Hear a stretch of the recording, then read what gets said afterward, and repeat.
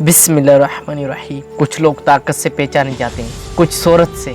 जी आज हम बात करेंगे द ग्रेट मोहम्मद अली की। एक ऐसा बंदा न सिर्फ दुनिया पर नाम शोहरत बनाई, मोहम्मद अली न सिर्फ बास्केटबॉल लेजेंड था, वो एक नजरिया था, एक इनकलाब था।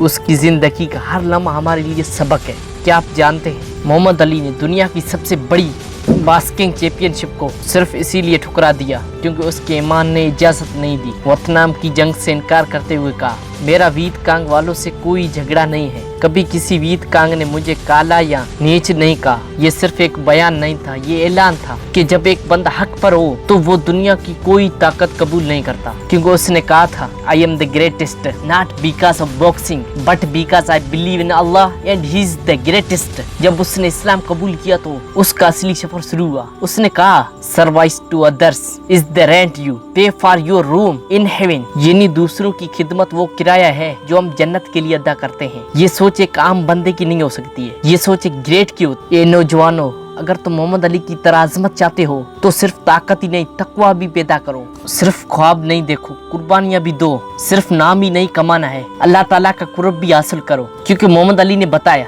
Do not count the days, make the days count. मैं दिनों को नहीं गिनता बल्कि दिनों को कीमती बनाता हूँ। मोहम्मद अली ने कहा था, मैं मोहम्मद अली हूँ, मैं सिर्फ बॉक्सर नहीं, मैं मुसलमान हूँ।